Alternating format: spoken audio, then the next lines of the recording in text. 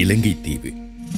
பௌத்த மதம் இங்கு வருகை தருவதற்கு பல நூற்றாண்டுகளுக்கு முன்னரே தமிழ் ஆட்சி வேரூன்றி இருந்த தீவு. 2000 ஆண்டுகளாக தமக்கான ஆட்சியையும் தாயகத்தையும் கொண்டிருந்த தமிழ் இனம் எவ்வாறு படிப்படியாக தமது ஆட்சியை இழந்து திட்டமிட்ட தாயக அழிப்புக்குள்ளாகி இன்று தமது தேசம் அல்லது தேசியம் என்கின்ற மறுக்கப்பட முடியாத உரிமையை இழக்கும் சதியில் சிக்குண்டு நிற்கின்றது என்பதை சுருக்கமாக விளக்கி, நாம் மிகவும் வெளிப்படைய வேண்டிய வரலாற்று முக்கியத்துவம் வாய்ந்த காலகட்டத்தில் நிற்கின்றோம் என்பதை உணர்த்தி இன்றைய தலைமுறையினரை விழிப்படைய வைக்கவும், சகல சதிகளையும் உடைத்தெறிந்து தமிழ் தேசியத்தை காப்பாற்றிக் கொள்வதற்கான எமக்கான வரலாற்று கடமையினை புரிய வைக்கவும் எடுக்கப்படும் முயற்சியாக இந்த படைப்பு அமைகிறது.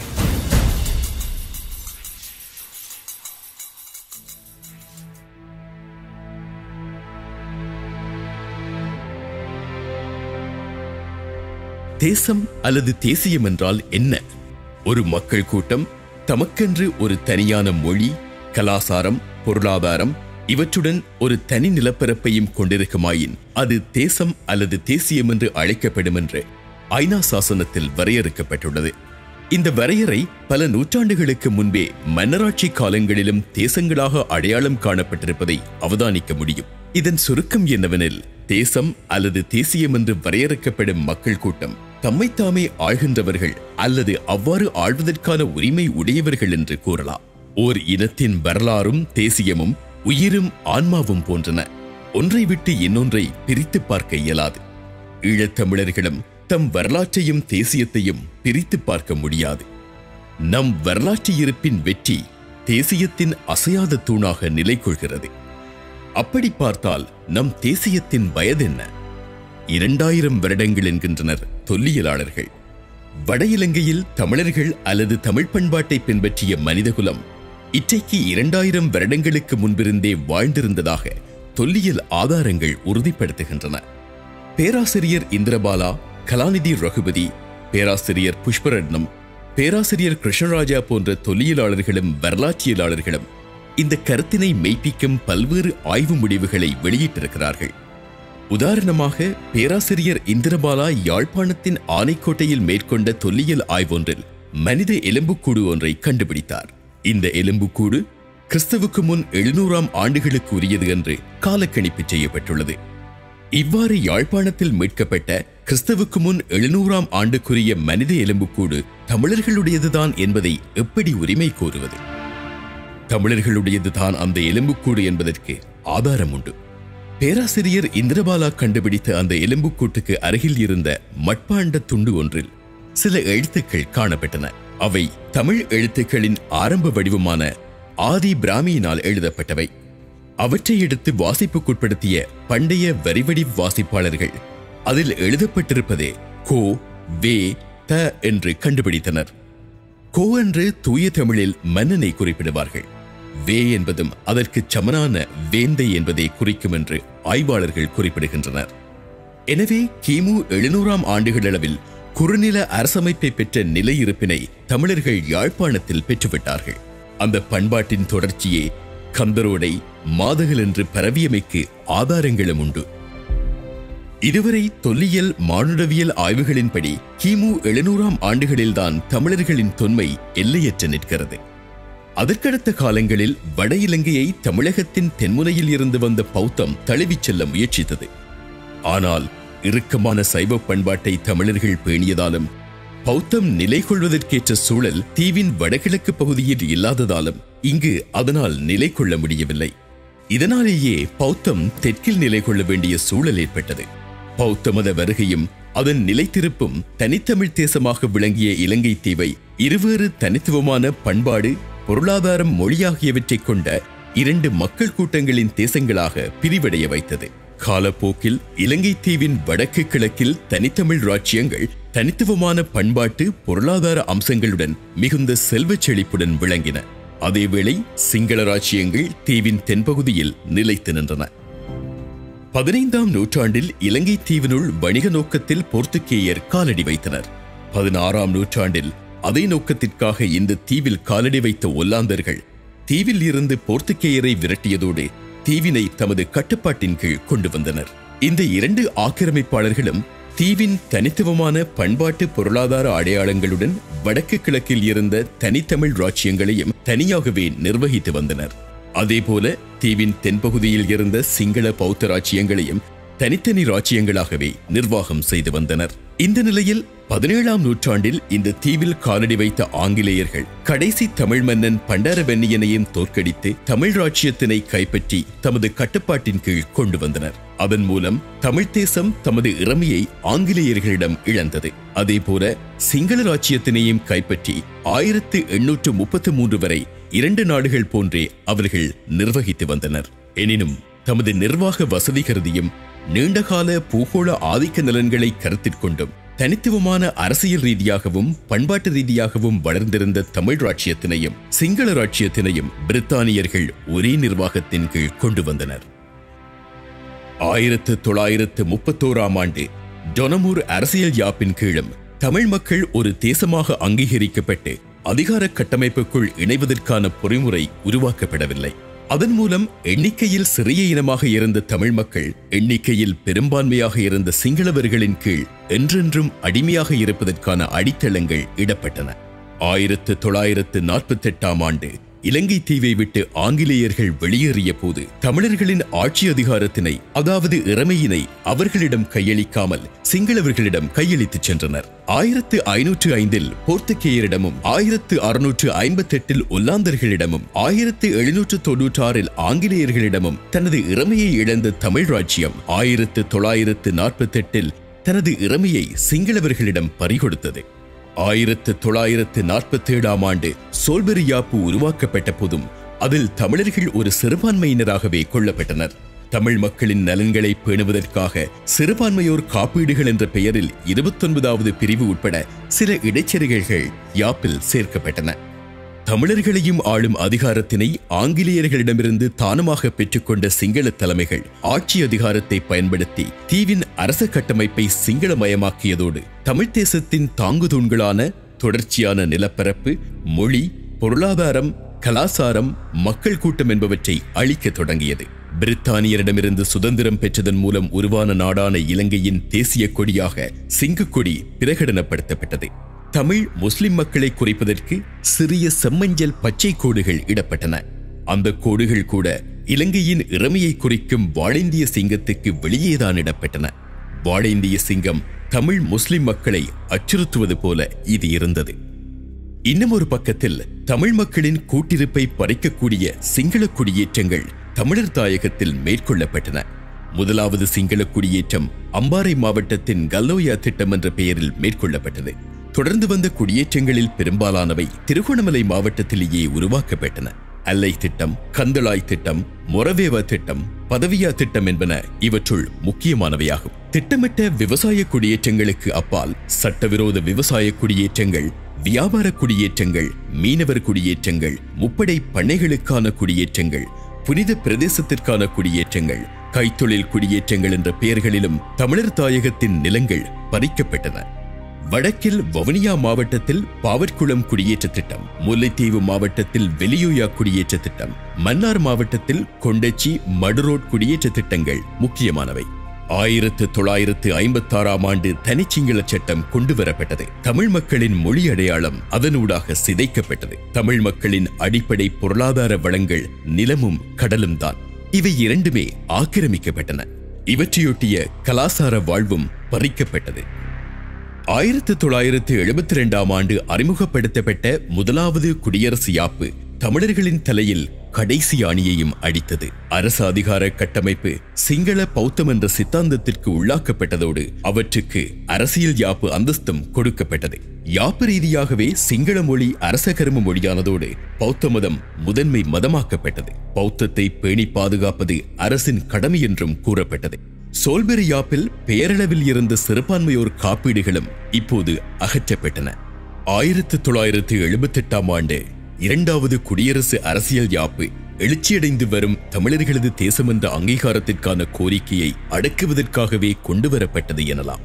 இனப்பிரச்சனையோடு தொடர்புடைய விடயங்களை திருத்துவதற்கு பாராளுமன்றத்தில் 3/2 பெரும்பான்மையுடன் மக்கள் தீர்ப்பு ஒன்றில் மக்களின் சம்மதமும் அவசியம் என்று கூறப்பட்டது. குறிப்பாக ஒற்றையாட்சி அரசு என்பதை மாற்றுதல், தேசிய கொடியை மாற்றுதல், தேசிய கீதத்தை மாற்றுதல் என்பவற்றுக்கு அவசியம் என்று விதிக்கப்பட்டது. இதைவிட அரசியல் யாப்பிற்கான 6வது திருத்தமானது தமிழ் மக்களின் தேசத்திற்கான அங்கீகாரம் கோரும் நியாயமான கோரிக்கைகளுக்கு பிரிவினைவாத முத்திரையிட்டு நசுக்கும் நோக்கில் கொண்டுவரப்பட்டது. எனவே இலங்கை தீவின் நவீன அரசியல் வரலாறு என்பது அரசு அதிகார கட்டமைப்பில் இருந்து தமிழ் மக்களை புறக்கணித்த வரலாறுதான். அரசியல் யாப்பு செயற்பாடுகள் எல்லாம் தமிழர்களை அரசியல் அதிகார கட்டமைப்பில் இருந்து புறக்கணித்ததுமல்லாமல் தமிழர்கள் ஒரு தேசமாக இருப்பதனை இல்லாது அளிப்பதாகவும் இருந்தன. இன அழிப்பின் உச்சமாக 1958, 1977, 1983 உயிரிழப்புகளும் இடம்பெற்றன. 1833ஆம் ஆண்டு தமிழ் ராச்சியமும் சிங்கள ராச்சியமும் ஒற்றை நிர்வாகத்தின் கீழ் ஆங்கிலேயரால் கொண்டுவரப்பட்ட பின்னர் 1833 தொடக்கம் 1927 வரை தமிழர்கள் அரசியல் தளத்தில் இலங்கையர் என்ற அடையாளத்தையும் பண்பாட்டு தளத்தில் தமிழர்கள் என்ற அடையாளத்தையும் பேணி வந்தனர். சேர் முத்துக்குமாரசாமி, சேர் பொன் ராமநாதன், சேர் பொன் அருணாசலம் ஆகியோர் இலங்கை முழுவதற்கும் தலைவர்களாக விளங்கினர். சேர் பொன் அருணாசலம் தான் இலங்கையில் சமூக மாற்ற அரசியலின் தந்தையாகவும் காலனித்துவத்திற்கு எதிரான சுதந்திர போராட்ட அரசியலின் தந்தையாகவும் அதே நேரத்தில் தமிழின அரசியலின் தந்தையாகவும் விளங்கினார். 1920ஆம் ஆண்டு கொழும்பு தமிழ் பிரதிநிதித்துவம் தொடர்பான எழுத்துமூல உடன்பாட்டை சிங்கள அரசியல் தலைவர்கள் மீறியதோடு தமிழர் மகாஜன சபை என்கின்ற அமைப்பினை அருணாசலம் உருவாக்கி இன அரசியலை தொடக்கி வைத்தார். 1920 தொடக்கம் 1949 வரை சமவாய்ப்பு கோரிக்கையே தமிழர்களின் அரசியலாக இருந்தது. ஜி பொன்னம்பலமே இதனை வழிநடத்தினார். அவரது 50-50 கோரிக்கை இந்த வகையிலேயே எழுச்சியடைந்தது. சோல்பெரி யாப்பில் 50-50 கோரிக்கையை உள்ளடக்குவதற்கான யோசனையை ஜி பொன்னம்பலம் சோல்பெரி கமிஷன் முன்னிலையில் சமர்ப்பித்தார். எனினும் சிங்கள தரப்பை மகிழ்ச்சிப்படுத்தும் நோக்கில் அவரது கோரிக்கையை முற்றாக நிராகரித்தனர். சோல்பெரி யாப்பின் மூலமும் சுதந்திரத்தின் மூலமும் முழுமையான பொறுப்பாட்சி சிங்கள தேசத்திடம் வழங்கப்பட்டு தமிழர்கள் அரசு அதிகார கட்டமைப்பில் இருந்து முழுமையாக தூக்கி வீசப்பட்டனர். அதன் காரணமாக சோல்பெரி அரசியலமைப்பின் கீழ் இடம்பெற்ற சுதந்திர இலங்கையின் முதலாவது சட்டசபைக்கான தேர்தலில் போட்டியிட்ட ஒரேயொரு தமிழ் அரசியல் கட்சியான அகில இலங்கை தமிழ் காங்கிரஸ் இலங்கையின் முதலாவது அரசியல் யாப்பை நிராகரித்து அதன் தேர்தல் விஞ்ஞாபனத்தை முன்வைத்து போட்டியிட்டு வெற்றி பெற்றது.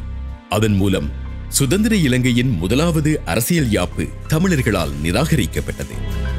இந்த சம்பவத்தினை தொடர்ந்து தமிழ் இன அரசியல் தமிழ் தேசிய அரசியலாக மாற்றமடைந்தது. தந்தை செல்வா தலைமையிலான இலங்கை தமிழரசு கட்சி தலைமையில் அது வளர்ச்சியடைந்தது. காலிமுகத்திடலில் 1956 இடம்பெற்ற சத்தியாகிரக போராட்டம், அதே வருடம் இடம்பெற்ற திருமலை யாத்திரை, 1961 இடம்பெற்ற அரசு செயலகங்கள் முன் சத்தியாகிரக போராட்டம் ஆகிய மகத்தான மக்கள் எழுச்சிகள் ஏற்பட்டன. இலங்கையின் ஆட்சியாளர்களும் தமிழ் மக்களின் எழுச்சியை தடுப்பதற்காக 1957 பண்டா செல்வா ஒப்பந்தம், 1965 டட்லி செல்வா ஒப்பந்தம் என்பவற்றுக்கு இணங்கினர். எனினும் பேரினவாதிகளின் எதிர்ப்புகளால் முதலாவது ஒப்பந்தம் கிழித்தெறியப்பட்டது. இரண்டாவது ஒப்பந்தம் கிடப்பில் போடப்பட்டது. தமிழரசு கட்சியின் போக்கில் அதிருப்தியடைந்த வி நவரட்னம் உள்ளிட்ட முற்போக்கு சிந்தனையுள்ள பலர் 1968ஆம் ஆண்டு தமிழரசு கட்சியை விட்டு வெளியேறி வி நவரட்னம் தலைமையில் சுயாட்சி கழகத்தை ஆரம்பித்தனர். இவர்கள் 1970ஆம் ஆண்டு தேர்தலில் தனிநாடே தமிழர்களுக்கு தீர்வாக வேண்டுமென்ற கோரிக்கையை முன்வைத்து போட்டியிட்டனர். 1970 அமைக்கப்பட்ட இலங்கையின் முதலாவது குடியரசு யாப்பினை உருவாக்கும் அரசியல் நிர்ணய சபைக்கு தந்தை செல்வாவினால் தமிழர்களுக்கு அதிகார பகிர்வு அடிப்படையில் சமஷ்டி தீர்வை கோரும் கோரிக்கைகள் முன்வைக்கப்பட்டன. அந்த கோரிக்கைகள் அனைத்தும் சிங்கள தலைமைகளால் நிராகரிக்கப்பட்டன. அது மட்டுமன்றி அதுவரை அரசியலமைப்பில் இருந்த சிறுபான்மை இனங்களின் பாதுகாப்புக்காக உள்ளடக்கப்பட்டிருந்த 29ஆம் ஷரத்தும் நீக்கப்பட்டது. அதன் காரணமாக 1972 உருவாக்கப்பட்ட குடியரசு யாப்பினை நிராகரிப்பதாக அறிவித்து தந்தை செல்வா அவர்கள் தனது பதவியை ராஜினாமா செய்து 1975 இடம்பெற்ற காங்கேசன்துறை தொகுதிக்கான இடைத்தேர்தலில் போட்டியிட்டு வெற்றி பெற்றார். அதன் மூலம் இலங்கையில் முதலாவது குடியரசு யாப்பினையும் தமிழர்கள் நிராகரித்தனர். அதனைத் தொடர்ந்து 1976 இலங்கை தமிழரசு கட்சி, அகில இலங்கை தமிழ் காங்கிரஸ், இலங்கை தொழிலாளர் காங்கிரஸ் என்பன இணைந்து வட்டுக்கோட்டை தீர்மானத்தை நிறைவேற்றின. அந்த தீர்மானத்திற்கு 1977 வடக்கு கிழக்கு தமிழ் மக்கள் பாராளுமன்ற தேர்தல் மூலம் ஆணை வழங்கினர். இதனைத் தொடர்ந்து பல்லாயிரக்கணக்கான தமிழ் இளைஞர்கள் ஆயுத போராட்டத்தின் மூலம் அந்த மக்களாணையை நிறைவேற்ற போராட்ட இயக்கங்களில் இணைந்து கொண்டனர். இவ்வாறு இன விடுதலை தேடி 20க்கும் அதிகமான இயக்கங்கள் அடுத்தடுத்து உருவாகின. 70களில் இலங்கையில் தனிநாடு உருவாகுவதற்கு ஒத்துழைப்பு வழங்கிய நிலையில் 1976ஆம் ஆண்டு வட்டுக்கோட்டை தீர்மானம் நிறைவேற்றப்பட்டது. எனினும் காலப்போக்கில் பிராந்திய மற்றும் பூகோள ஆதிக்க நலன்களை கருத்திற்கொண்டு தனது நிலைப்பாட்டை மாற்றிக்கொண்ட இந்தியா ஈழத்தமிழ் அரசியல் தலைமைகளிடமும் ஆயுத போராட்ட இயக்கங்களிடமும் ஒரு நாட்டுக்குள் தீர்வு காண்பதற்கான யோசனைகளை முன்வைக்குமாறு கூறியிருந்தது. அதன் பிரகாரம் அனைத்து ஆயுத போராட்ட இயக்கங்களும் அரசியல் கட்சிகளும் இணைந்து பூட்டான் தலைநகர் திம்புவில் கூடி திம்பு பிரகடனத்தை 1985ஆம் ஆண்டு ஜூலை 13ஆம் தேதி வெளியிட்டன.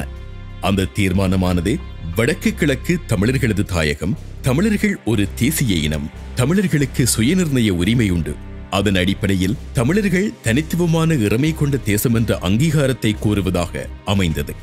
ஒரு நாட்டுக்குள் அடையப்படும் தீர்வானது சிங்கள ஆட்சியாளர்களால் தமிழ் தேசத்தில் மேற்கொள்ளப்பட்டு வந்த கட்டமைப்புசார் இன அழிப்பை தடுத்து நிறுத்தும் வகையில் அமைய வேண்டும் என்ற நோக்கத்திலேயே அவ்வாறான தீர்மானம் திம்புவில் அனைத்து ஆயுத மற்றும் அரசியல் கட்சிகளால் கூட்டாக மேற்கொள்ளப்பட்டது. ஒரு நாட்டுக்குள் தமிழ் தேசம் அங்கீகரிக்கப்பட்ட அடிப்படையிலான தீர்வுக்கு தமிழ் தரப்புகள் அனைத்தும் இணங்கிய போதிலும் சுயநிர்ணய உரிமை கோரிக்கையை கைவிட்டு ஸ்ரீலங்காவின் ஒற்றையாட்சி அரசியலமைப்புக்குள் தீர்வினை ஏற்றுக்கொள்ள வேண்டும் என்றும் அனைத்து ஆயுத இயக்கங்கள் மீதும் இந்தியா அழுத்தங்களை பிரயோகித்தது. விடுதலை புலிகள் தவிர்ந்த அனைத்து ஆயுத இயக்கங்களும் அந்த அழுத்தங்களுக்கு பணிந்து நாளடைவில் பிராந்திய வல்லாதிக்க சக்தியான இந்தியாவின் கைப்பொம்மைகளாக மாறி தமது இலக்கில் இருந்து திசை மாறி தமிழ் மக்களது நலன்களுக்கு எதிராக செயற்படவும் தொடங்கினர். ஆனாலும் இலங்கை தீவின் தமிழ் மக்களின் இருப்பு என்பது தமிழ் தேசத்தின் அங்கீகாரத்தின் மூலம் மட்டுமே உறுதிப்படுத்த முடியும் என்பதனை நன்குணர்ந்த விடுதலை புலிகள் இயக்கம் தமிழ் மக்களின் சுயநிர்ணய உரிமைக்கான அங்கீகாரம் என்ற நிலைப்பாட்டில் உறுதியாக நின்றது. வடக்கு கிழக்கு தமிழர் தாயக பிரதேசங்களில் தமது ஆளுகையின் கீழ் இருந்த பிரதேசங்களில் தனித்தமிழ் நிர்வாக கட்டமைப்பை விடுதலை புலிகள் நிறுவினார்கள். அங்கு ஓர் அரசுக்கு சமமாக இராணுவம், அரசியல், பொருளாதாரம், நீதி, பண்பாடு என்று சகல நிர்வாகங்களும் இயங்கின. சர்வதேச சமூகமே வியக்கும் அளவுக்கு சிறப்பான நிர்வாகம் ஒன்றினை அவர்கள் அங்கு நடாத்தி காட்டினர். எனினும் தமிழ் மக்களுக்கு எந்த தீர்வையும் வழங்க விரும்பாத இலங்கை அரசு சுயநிர்ணய உரிமை அடிப்படையில் தீர்வை வலியுறுத்திய தமிழீழ விடுதலை புலிகளை பயங்கரவாதிகள் என்று சர்வதேச அளவில் பிரச்சாரம் செய்து யுத்தம் மூலம் விடுதலை புலிகளை அழிப்பதற்கான சர்வதேச ஆதரவை தேடுவதில் முனைப்பு காட்டியது. அரசின் அந்த முயற்சிக்கு துணை புரியும் வகையில் தமிழர்களது பிரச்சினைக்கு அதிகார பகிர்வினை தீர்வாக ஏற்றுக்கொள்ள முடியும் என்ற நிலைப்பாட்டை முன்வைத்து தமிழர் விடுதலை கூட்டணியும் ஏனைய ஆயுத இயக்கங்களும் முழுமையாக துணை நின்றன. ஆனாலும் அரசின் அந்த பிரச்சாரத்தினை முறியடித்து தமிழ் மக்களது உரிமை போராட்டத்திற்கு அங்கீகாரம் கோரும் முயற்சியில் புலம்பெயர்ந்த தமிழ் மக்களோடு இணைந்து அகில இலங்கை தமிழ் காங்கிரஸ் தலைவரும் பிரபல சட்டத்தரணியுமான மாமனிதர் குமார் பொன்னம்பலம் அவர்கள் தீவிரமாக ஈடுபட்டிருந்தார். அதன் காரணமாக அவர் படுகொலை செய்யப்பட்டார். 2001 ஏற்பட்ட இராணுவ சமநிலையை தொடர்ந்து உருவாகி வந்த யுத்தமற்ற சூழலில் தமிழ் அரசியல் கட்சிகளையும் ஏனைய ஆயுத குழுக்களையும் தமிழ் தேசிய அரசியல் நீரோட்டத்திற்குள் கொண்டுவரும் முயற்சிகள் மேற்கொள்ளப்பட்டன. அந்த வகையில் சந்திரிகா அரசுடன் இணைந்து செயற்பட்டு வந்த அரசியல் கட்சிகளுடனும் தமிழ் துணை இராணுவ குழுக்களுடனும் பேச்சுக்கள் மேற்கொள்ளப்பட்டன. தமிழீழ விடுதலை புலிகளை ஏக பிரதிநிதிகளாக ஏற்றுக்கொண்டு சுயநிர்ணய உரிமைக்காக குரல் கொடுப்பதற்கிணங்கிய ஜனநாயக ரீதியாக செயற்படுவதற்கு முன்வந்த தமிழர் விடுதலை கூட்டணி மற்றும் ஆயுத குழுக்களான EPRLF, டெலோ ஆகிய 3 தரப்புகளையும் ஏற்கனவே தமிழ் மக்களின் சுயநிர்ணய உரிமைக்காக குரல் கொடுத்துக் கொண்டிருந்த அகில இலங்கை தமிழ் காங்கிரஸ் கட்சியையும் இணைத்து தமிழ் தேசிய கூட்டமைப்பு என்ற புதிய அரசியல் இயக்கம் 2001 உருவாக்கப்பட்டது. அந்த கட்சியினுள் தமிழீழ விடுதலை புலிகளின் நம்பிக்கைக்கு பாத்திரமான கஜேந்திரகுமார் பொன்னம்பலம், செல்வராசா கஜேந்திரன், திருமதி பத்மினி சிதம்பரநாதன் உள்ளிட்ட பலர் உள்ளடக்கப்பட்டு 2004 தமிழீழ விடுதலை புலிகளது முழுமையான ஆதரவுடன் 22 ஆசனங்களை பெற்று தமிழ் தேசிய கூட்டமைப்பு பலமான ஜனநாயக அரசியல் சக்தியாக்கப்பட்டது. விடுதலை புலிகளின் மௌனிப்புக்கு பின்னர் தமிழ் தேசிய அரசியலை தமிழ் தேசிய கூட்டமைப்பு தொடர்ந்து முன்னெடுக்கும் என்று மக்கள் நம்பினார்கள். ஆனால் தமிழ் தேசிய கூட்டமைப்பு செய்த முதல் வேலை தமிழ் தேசிய கொள்கைகளுக்கு விசுவாசமாகவும் அந்த கொள்கைகளை உறுதியுடன் முன்னெடுத்துச் செல்லக்கூடியவர்களாகவும் தெரிந்தவர்களை கட்சியில் இருந்து வெளியேற்றியமைதான். விடுதலை புலிகளின் நம்பிக்கைக்குரியவர்களாக விளங்கிய செல்வராசா கஜேந்திரன் மற்றும் திருமதி பத்மினி சிதம்பரநாதன் உள்ளிட்ட சிலர் வெளியேற்றப்பட்டனர். அந்த கட்சிக்குள் இருந்த தமிழ் தேசிய பற்றாளர்கள் வெளியேறியதும் தமிழ் தேசிய கூட்டமைப்பு அதன் பெயரின் முன்னுள்ள தமிழ், தேசியம் ஆகிய 2 சொற்களின் அர்த்தங்களையும் கைவிட்டு செயற்படத் தொடங்கியது. அதன் உச்சமான குறியீடாக சிங்கக்குடியேந்திய தமிழ் தேசிய கூட்டமைப்பின் சம்பந்தன் வந்து போகிறார். தமிழர்களை புறக்கணித்த இலங்கையின் சுதந்திர தினத்திலும் பங்கெடுக்கிறார். இவ்வாறாக தமிழ் தேசியம் மெல்ல மெல்ல சிங்கள தேசியத்திற்குள் மூழ்கத் தொடங்கியது. தமிழ் தேசியத்தை முன்னிறுத்திய உறுப்பினர்கள் தமிழ் தேசிய கூட்டமைப்பில் இருந்து வெளியேற்றப்பட்ட நிலையில் கொள்கை முரண்பாடு காரணமாக வெளியேறிய கஜேந்திரகுமார் பொன்னம்பலம் கொள்கை பெற்றுக் கொண்டவர்களுடன் இணைந்து தமது கொள்கைகளை தொடர்ந்து முன்னெடுக்க தமிழ் தேசிய மக்கள் முன்னணி என்ற கட்சியினை உருவாக்கினார். மிகுந்த பாதுகாப்பு நெருக்கடிகளுக்கு மத்தியிலும் தேர்தல் அரசியல் செய்யாமல் மக்கள் நலன் சார்ந்த தமிழர்களின் உரிமை சார்ந்த அரசியலை மக்களுடன் வாழ்ந்து முன்னெடுத்து வருகின்றனர். தமிழ் தேசியத்தை அசையாத பற்றுறுதியுடன் மக்களோடு சேர்ந்து எடுத்துச் செல்கின்றனர்.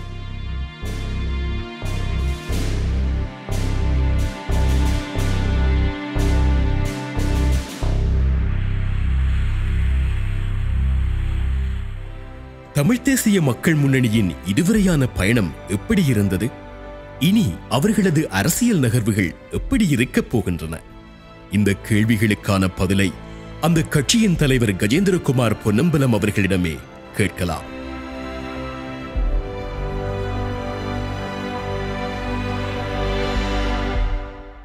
வணக்கம்.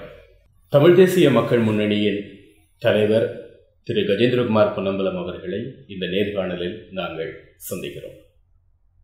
தமிழர் தரப்பின் இந்த போராட்ட வரலாறுகள், பின்னர் இந்த அரசியல் வரலாறுகள் அனைத்திலும் பல்வேறு மாற்றங்கள் பல்வேறு காலப்பகுதிகளில் இடம்பெற்று வந்து கொண்டிருக்கின்றன.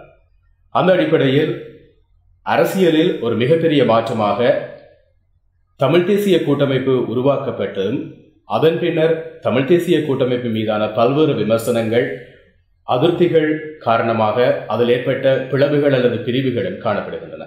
அந்த அடிப்படையில் 2010ஆம் ஆண்டளவில் தமிழ் தேசிய கூட்டமைப்பில் இருந்து பிரிந்து தமிழ் தேசிய மக்கள் முன்னணி உருவாக்கப்பட்டு இன்றளவும் அரசியல் நடவடிக்கைகளில் ஈடுபட்டுக் கொண்டிருக்கிறது. அதன் தலைவராக நீங்கள் இருக்கிறீர்கள். இந்த நிலையில் பொதுமக்கள் சார்பாக சில கேள்விகளை உங்கள் முன்வைக்க வேண்டிய ஒரு கட்டாயத்தில் நாங்கள் இருக்கிறோம். அந்த அடிப்படையில் முதலாவதாக உங்களிடம் நாங்கள் முன்வைக்கின்ற கேள்வி, தமிழ் தேசிய மக்கள் முன்னணி உருவாவதற்கு முன்னர் தமிழ் தேசிய கூட்டமைப்பில் நீங்கள் ஒரு முக்கியமான அங்கத்தவராக செயற்பட்டிருக்கிறீர்கள். அப்படியானால் தமிழ் தேசிய கூட்டமைப்பில் நீங்கள் இணைந்து கொண்டதற்கான அடிப்படை காரணங்கள் என்ன? நீங்கள் 2001 காலப்பகுதியை நீங்கள் எடுத்து பார்த்தால் அன்றைக்கு போர் ஒரு உச்சகட்டத்தில் நடைபெற்று கொண்டிருந்தது. அந்த போரில் தமிழீழ விடுதலை புலிகள் அமைப்பு ஒரு மிக பலமான ஒரு நிலையை அடைஞ்சிருந்தவர்கள். உண்மையிலே ஸ்ரீலங்கா அரசாங்கம் வடகிழக்கை பொறுத்தவரையிலே 75% மேலான நிலப்பரப்பை இழந்து இயக்கத்துடைய கட்டுப்பாட்டுக்குள் 75% தமிழர் தாய பிரதேசம் அவர்களுடைய கட்டுப்பாட்டுக்குள் வந்து கொண்டிருந்த ஒரு காலப்பகுதி. ஒட்டு சுட்டானில் இருந்து தொடங்கின ஓயாத அலைகள்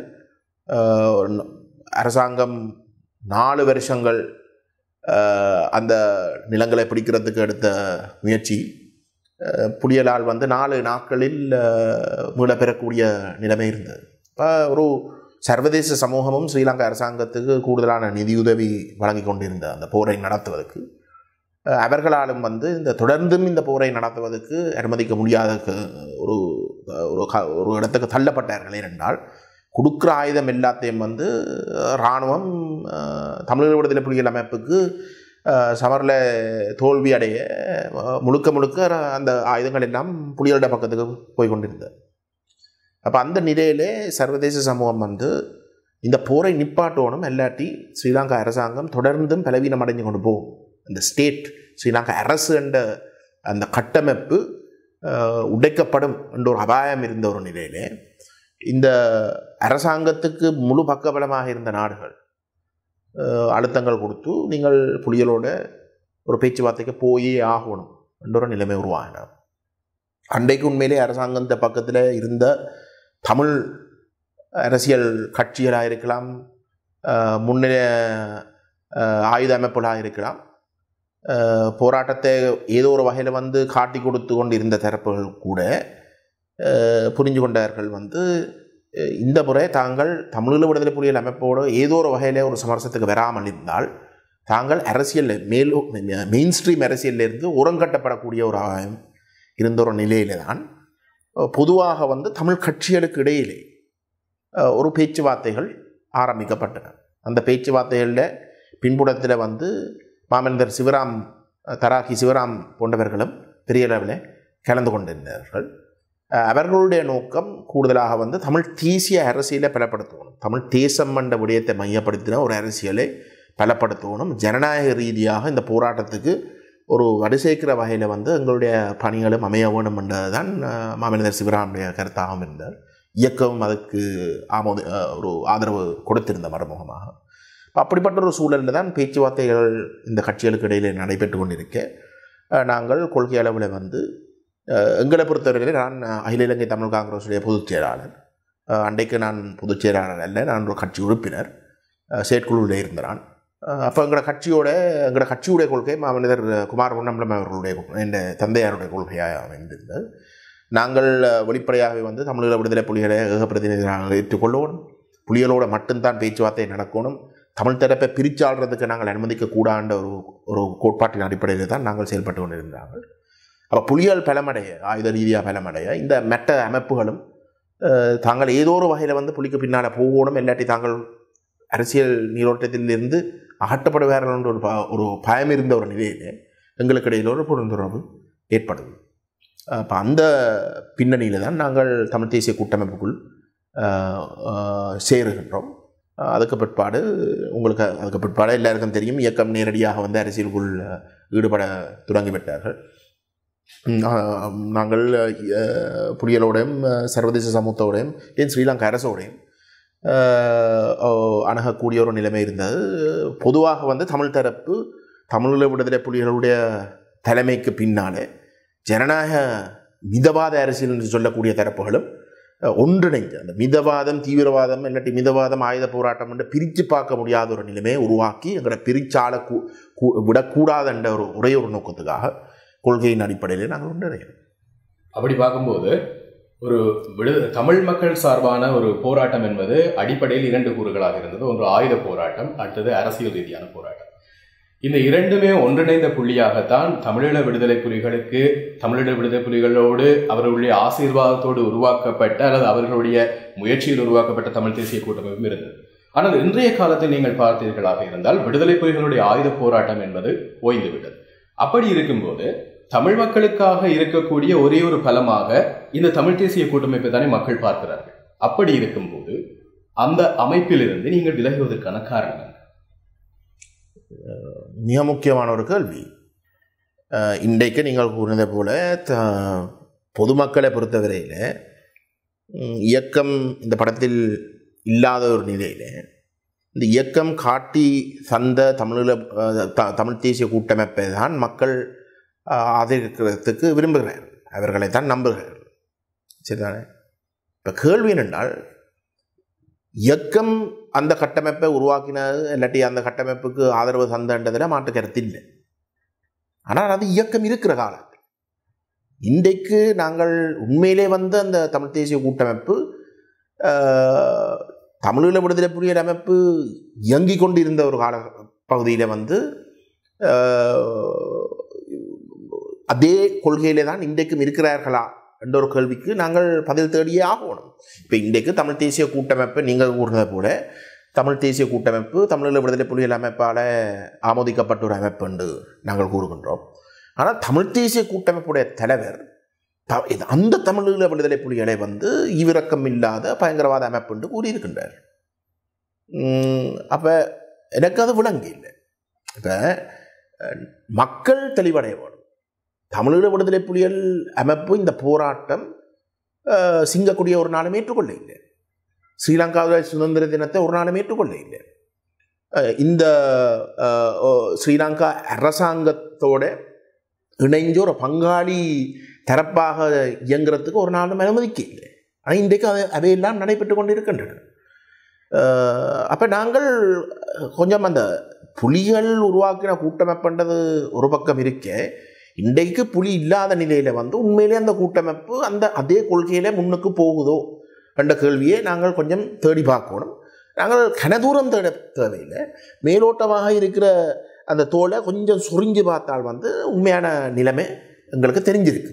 இப்படிப்பட்ட சூழ்நிலையில் கொள்கை அளவில் உங்களால் இணங்கி போக முடியாத அல்லது ஏற்றுக்கொள்ள முடியாத பல்வேறு விடயங்களை தமிழ் தேசிய கூட்டமைப்பு இப்போ முன்னெடுத்து கொண்டிருக்கிறது. இதுதான் நீங்கள் அங்கிருந்து விலகுவதற்கான காரணம் என்று கூறுகிறீர்கள். தமிழ் தேசிய கூட்டமைப்பு என்பது வெறுமனே 1-2 கட்சிகளால் உருவாக்கப்பட்ட ஒரு அமைப்பு அல்ல, ஒரு கூட்டமைப்பு. பல்வேறு கட்சிகள் அங்கு அங்கத்தவர்களாக இருக்கின்றன. அப்படி இருக்கும்போது இந்த கொள்கை முரண்பாடு, அதாவது தமிழ் தேசியத்தை முன்னிறுத்தாமல் அதிலிருந்து விலகிச் செல்கின்ற கொள்கை முரண்பாட்டுக்கு எதிராக மற்ற கட்சிகள் ஏதாவது நடவடிக்கை எடுத்ததா? அவர்களோடு சேர்ந்து நீங்கள் உள்ளுக்கு இருந்தே இந்த மாற்றத்தை எதிர்த்து திருத்தி இருக்கலாமே, அப்படி ஒரு முயற்சியை மேற்கொண்டிருக்கலாம். இப்போ போர் 18ஆம் தேதி மே மாதம் 2009 முடிவுக்கு வருது. அதுக்கு பிற்பாடு எங்களுக்கு மிக தெளிவாக சொல்லப்படுது, தமிழ் தேசிய கூட்டமைப்புடைய தலைவர் திரு சம்பந்தன் அவர்களால் எங்களுக்கு சொல்லப்படுது தாங்கள் இந்தியா விரும்பின ஒரு நிலைப்பாடைத்தான் நாங்கள் இனியும் கடைபிடிக்க வேணும். இந்தியா தான் அயல் நாடு, இந்தியா ஒரு மிகப்பெரிய ஒரு சக்தி. இந்தியாவுக்கு ஒரு சில தேவைப்பாடுகள் இலங்கை தீவை பொறுத்தவரையிலே இருக்கின்றன. விசேஷமாக சீனா போன்ற நாடுகளோடு கடும் போட்டிகள் இருக்கின்றன. ஆகவே அவர்களுக்கு ஒரு தேவை இருக்கின்றது. நாங்கள் ஒட்டுமொத்தமாக இந்த தமிழ் தேசியவாதத்தை பெரிய அளவில் வலியுறுத்தாமல் 13ஆம் திருத்தம் போன்ற விடயங்களோடு ஒத்துப்போக வேணுமென்ற ஒரு கருத்து அவர்கள் மட்டத்தில் இருந்தது. அப்போ அந்த இடத்துல நாங்கள் கொள்கை அளவில் முரண்படுகின்றோம். அதாவது தமிழ் தேசிய கூட்டமைப்பில் அன்றைக்கு அங்கம் வைத்த 4 கட்சிகள், தமிழரசு கட்சி, EPRLF, டெலோ, அகில இலங்கை தமிழ் காங்கிரஸ், மற்றது இயக்கம் விரும்பி போட்ட சிவில் சமூக நபர்கள். அப்போ இயக்கம் இல்லாத கட்டத்தில் இயக்கம் விரும்பி போட்ட சிவில் சமூக நபர்கள் திட்டமிட்ட வகையில் ஓரங்கட்டப்படுகின்றார்கள். அல்லது புதிய சம்பந்தன் ஐயாவுடைய தலைமையை அந்த புதிய போக்கை முற்றுமுழுதாக ஏற்று போகக்கூடிய தரப்போல் உள்வாங்கப்படுகிறார் அந்த கட்சிகளால். ஆனால் அப்போ இறுதியில் இந்த 4 கட்சிகளுக்கு இடையிலே தலைமைகள் தான் தீர்மானிக்க வேண்டியிருந்தது. அப்போ தமிழ் காங்கிரஸ் முன்வச்ச நிலைப்பாடு, தமிழ் தேசியவாதம் ஒரு இனாளிப்பு நடந்திருக்கிற ஒரு நிலையிலே தமிழ் தேசியவாதத்திலே தேவைப்பாடுகள் இன்றைக்கு உண்மையிலே இந்த போர், இந்த ஆயுத போராட்டம் தொடங்குறதுக்கு முதல் இருந்ததுக்கும் விட இன்றைக்கு அந்த தேவைப்பாடுகள் கூட. ஏன்னா அந்த தேசத்தை திட்டமிட்ட வகையில் ஒரு இனத்தை அழிக்கிற வகையில் தான் அந்த போர் நடந்திருக்கு என்றதான் எங்களுடைய நிலைப்பாடு. அப்போ நாங்கள் கூறினது என்னென்றால், இப்போ இந்தியாவுக்கு சில தேவைகள் இருக்கலாம், அதில் மாற்று கருத்து இல்லை. ஆனால் எங்களுடைய அடிப்படை தேவைகள், எங்களுடைய அடிப்படை நலன்களை இந்தியாவுடைய தேவைக்காக விட்டு கொடுக்க முடியாது. இந்த விஷயங்களை நாங்கள் இந்தியாவுடன் ஆழமாக கலந்து ஆலோசித்து ஒரு பொது புள்ளிக்கு நாங்கள் 2 தரப்பும் சேர வேணும் என்றதான் எங்களுடைய கருத்து. ஆனால் தமிழ் தேசிய கூட்டமைப்புடைய அங்கம் வைத்த ஏனைய 3 கட்சிகளும் அந்த நிலைப்பாடோடு இருக்கவில்லை. அவர்கள் மிக தெளிவாக கூறினார்கள், இந்தியா விரும்பாத எதையும் தாங்கள் செய்ய தயாரில்லை என்று. அந்த ஒரு நிலையில் தான் நாங்கள் உலக வேண்டி வந்தோம். இப்போ இந்தியாவின் நலன்களுக்காக தமிழ் தேசிய கூட்டமைப்பு இந்தியாவின் நலன் சார்பாக செயல்படுகின்ற ஒரு குற்றச்சாட்டு உங்களிடம் இருக்கிறது. அதே போல இலங்கை அரசாங்கத்தோடு அல்லது சிங்கள தேசியத்தோடு இணங்கி செயல்படுகின்றது என்ற ஒரு குற்றச்சாட்டு இருக்கிறது. இது விடுதலை புலிகளால் ஏற்றுக்கொள்ளப்படாத அல்லது ஏற்றுக்கொள்ள முடியாத ஒரு விடயம் என்பதும் உங்களுடைய கொள்கை அளவில் இதனை நீங்கள் ஏற்றுக்கொள்ள முடியாது என்பதும் உங்களுடைய கூற்றாக இருக்கிறது. இன்றைய சூழ்நிலையில் 2009ஆம் ஆண்டு மே மாதத்துக்கு பின்னரான சூழ்நிலையில் பொதுவாக இலங்கையில் ஒரு ஏற்றுக்கொள்ளப்பட்ட அல்லது பரவலாக பேசப்படுகின்ற ஒரு விடயம் இருக்கிறது, தோல்வியடைந்த தமிழ் தேசியமும் வெற்றி பெற்ற சிங்கள தேசியம் என்று. அதாவது யுத்தத்தில் வெற்றி பெற்ற பின்னர் சிங்கள தேசியம் வெற்றி பெற்ற என்கின்ற ஒரு கருத்து பரவலாக இருக்கிறது. இப்படி இருக்கின்ற நேரத்தில் சிங்கள மக்களோடு அல்லது சிங்கள தேசியத்தோடு முரண்பட்டு கொண்டு தமிழ் மக்களுக்கான ஏதாவது தீர்வினையோ அல்லது தமிழ் மக்களுக்கு தேவையான நிவாரணங்களையோ பெற்றுக்கொள்வது சாத்தியமாக இருக்குமா? சிங்கள மக்களோடு இணைந்து நாங்கள் எதையும் பெற்றுக்கொள்ள முடியுமா? இப்போ தமிழ் தேசிய நிலைப்பாடோடு இருக்கக்கூடிய அரசியல் தரப்புகள் ஒரு பக்கம் இருக்கு. ஆனால் ஸ்ரீலங்கா என்ற அடையாளத்தை முற்றுமுழுதாக ஏற்று ஸ்ரீலங்கா அரசை முன்னிலைப்படுத்தி அதை முற்றுமுழுதாக அங்கீகரித்து நாங்கள் தமிழ் தேசியவாதத்தை கைவிட வேணும் என்று சொல்லி செயல்படுகின்ற தமிழ் அரசியல் தரப்புகளும் இருக்கின்றன. உதாரணத்துக்கு இபிடிபி இல்லாட்டி பிள்ளையான் டிஎம்பிபி இல்லாட்டி நேரடியாகவே வந்து சிங்கள பெரும்பான்மை கட்சிகளோட இணைஞ்சி இருக்கக்கூடிய தனிநபர்கள் இருக்கின்றனர். அவர்களும் ஏதோ ஒரு வகையில் வந்து தமிழ் மக்களுடைய வாக்குகளை பெற்றுத்தான் செயல்படுகின்றார்கள். ஏன் இந்த தமிழீழ விடுதலை புலிகள் அமைப்பு போராட்டம் ஒன்றை நடத்தி கொண்டிருக்க ஸ்ரீலங்கா அரசுக்கு ஒரு தேவை இருந்ததோ இல்லையோ அந்த போராட்டத்தை வந்து தமிழ் மக்களிடம் இருந்து அந்நியப்படுத்தி ஓரங்கட்டுறதுக்கு ஒரு தேவை இருந்ததோ இல்லையோ, அப்படி ஒரு தேவை இருக்கின்ற ஒரு நிலையில் அவர்களோடு இணைஞ்சு வேலை செய்கின்ற தமிழ் தரப்புகளுக்கு இல்லாட்டி அந்த தமிழ் தரப்புகளை தமிழ் மக்கள் மட்டத்தில் வந்து பலப்படுத்துவதற்கு அந்த தமிழ் தலைவர்கள் இல்லாட்டி அந்த தமிழ் அமைப்புகள் கேட்குற விஷயங்களை வந்து மிக சிறந்த வகையில் வந்து அந்த அவர்கள் முன்வைக்கிற கோரிக்கைகளை வந்து பூர்த்தி செய்து அவர்களோட பெரிய தலைவர்கள் இந்த மக்களுக்காக கணக்கெல்லாம் செய்கிறார்கள் என்று காட்டக்கூடிய ஒரு நிலைமை இருந்த ஒரு தேவையும் இருந்தோ இல்லையோ. அப்படி ஒரு தேவை இருக்கு. ஏனென்றால் புலிகளில் இருந்து மக்களை பிரிக்க வேணுமென்ற ஒரு தேவை இருக்கிற நிலையிலே கூட அவர்களோட இணைஞ்சு இந்த போராட்டத்தை காட்டி கொடுத்த தலைவர்களுக்கும் அமைப்புகளுக்கும் ஏன் அந்த சிங்கள தேசியவாதம் பெரிய அளவில் உதவி செய்து இந்த மக்களுக்கு ஏதோ தாங்கள் கணக்கெல்லாம் செய்கிறார்கள் என்று காட்டுறதுக்கு முன்வரை இல்லை. அப்போ உண்மை என்னென்றால் சிங்கள தேசியவாதம் தமிழ் தேசியவாதத்தில் இருக்கிற தரப்பாக இருக்கலாம், தமிழ் தேசியவாதத்தில் இல்லாத தரப்பாளாக இருக்கலாம். முழுமையாக சிங்கள தேசியவாதம் தான் இலங்கையுடைய ஒட்டுமொத்த கொள்கையாக இருக்கு. நாங்கள் சிறுபான்மைகள், நாங்கள் அந்த இடத்தை சரியாக விளங்கி கொள்ளணும், எங்களை இடத்தை விளங்கி கொள்ளணும் என்று விரும்பி செயல்படுற தரப்புகளுக்கும் கூட இடம் கொடுக்காமல் இருக்கிறோம். சரிதானே? இதுதான் யதார்த்தம். அப்போ சிங்கள தேசியவாதத்தில் இல்லாட்டி சிங்கள தேசியவாதத்தோட நாங்கள் பேரம் பேசியோ நாங்கள் ஒரு பேச்சுவார்த்தை ஊடாக இந்த பிரச்சனையை அணுக முடியாதுன்றது தான் எங்களுடைய கருத்து. அந்த இடத்துக்கு சிங்கள தேசியவாதத்தை நாங்கள் கொண்டு வருவோம். அந்த இடத்துக்கு சிங்கள தேசியவாதத்தை கொண்டு வருவதென்றால், அதாவது எங்களோட ஒரு சமரசத்துக்கு வந்தே ஆக வேண்டும் என்ற ஒரு நிலைமையை கொண்டு வரதுக்கு நாங்கள் வெறுமனை வணங்கு இலங்கை தீவில் இருக்கக்கூடிய உள்ளக அரசியலை மட்டும் பார்த்து எதையும் சாதிக்க முடியாது. இனப்பிரச்சனை ஒன்று இருக்குதென்றால் அந்த இனப்பிரச்சனைன்ற வடிவத்தில் வந்து உள்ளக சிங்கள தேசம் ஒரு பக்கம், தமிழ் தேசம் ஒரு பக்கம் அந்த பிரச்சனையிலே இருக்குது. ஆனால் அதே சமயம் அந்த பிரச்சனையில் ஒரு சர்வதேச பரிமாற்றமும் இருக்குது, பூகோள அரசியலும் இருக்குது. அந்த பூகோள அரசியலை விளங்கி கொள்ளாமல் நாங்கள் எப்படி இந்த பிரச்சனையில் வந்து கையாளலாம் என்றது, எப்படி நாங்கள் முன்னுக்கு போகலாம் என்றது கடைசி வரைக்கும் நாங்கள் விளங்கி கொள்ள போகிறதே இல்லை. அதுவும் விசேஷமாக நீங்கள் கூர்ந்த போல மே 2009 பிற்பாடு எங்களுடைய மனம் என்ன சொல்லும் என்றால், எல்லாம் இழந்து இருக்கிறோம். ஒரு மிக பலமான ஒரு ஆயுத அமைப்பை அளித்திருக்கிறார்கள், ஒரு இனத்தை அளித்திருக்கிறார்கள். அப்படிப்பட்ட ஒரு நிலையில் நாங்கள் எதையும் சாதிக்க போகிறது இல்லை. அப்போ நாங்கள் அமைதியாக வாயை மூடிக்கொண்டு அவர்கள் கொடுக்குறதை எடுத்துக்கொண்டு இல்லாட்டி கொடுக்காமல் இருந்தாலும் வந்து எங்களை நிம்மதியாக இருக்க விட்டாலே காணும் என்ற ஒரு நிலையில தான் நாங்கள் தொடர்ந்தும் இருக்க வேணும் என்றுதான் மனம் சொல்லும். இந்த இடத்தில் ஒரு முக்கியமான கேள்வியும் எழுகிறது. எப்படி என்று சொன்னால், 2009 மே மாதத்துக்கு முன்னர் வரைக்கும் விடுதலை புலிகள் தமிழர் தரப்பின் மிக பலம் வாய்ந்த ஒரு சக்தியாக இருந்த நேரத்தில் சிங்கள தரப்பு இலங்கையில் 75% மேற்பட்ட சனத்தொகையை கொண்டிருந்தாலும் சிங்கள தரப்புக்கு இணையான ஒரு பலத்தினை தமிழ் மக்கள் சார்பாக விடுதலை புலிகள் வைத்திருந்தார்கள். அப்படிப்பட்ட ஒரு பலமிக்க அமைப்பாலேயே தமிழ் மக்கள் சார்பான தீர்வு ஒன்றை பெற்றுக்கொள்வதற்கு சர்வதேச ரீதியான ஆதரவு கூட ஒரு கட்டத்தில் இருந்தது, பேச்சுவார்த்தைகள் கூட இடம்பெற்றன. அப்படி இருக்கின்ற காலத்திலேயே ஒரு தமிழ் தரப்பால் தீர்வை பெற்றுக்கொள்ள முடியாத சூழ்நிலையில் இன்று பலவீனமாக இருக்கின்ற தமிழர் தரப்பு ஒப்பீட்டளவில் சிங்களவர்களோடு ஒப்பிடும்போது தமிழ் தரப்பு இன்று மிக மிக பலவீனமாக இருப்பதை நாங்கள் ஒப்புக்கொண்டே ஆக வேண்டும். அப்படி இருக்கின்ற நேரத்தில் 75% மேற்பட்ட மக்கள் தொகையை கொண்டிருக்கின்ற சிங்கள தேசியவாதம் அல்லது சிங்கள அரசாங்கம் என்று வைத்துக் கொள்வோம். அந்த சிங்கள அரசாங்கத்தோடு முரண்பட்ட வகையில் ஒரு தீர்வை தமிழர்களுக்காக பெற்றுக்கொள்வது சாத்தியமா? எங்களுடைய கட்சியை பொறுத்தவரையில் 2009 மே மாதத்துக்கு பிற்பாடு வந்து தமிழ் தரப்பு ஒரு பலவீனமான இடத்தில் இருக்கிறோம் என்றதை ஏற்றுக்கொள்ள மாட்டோம்.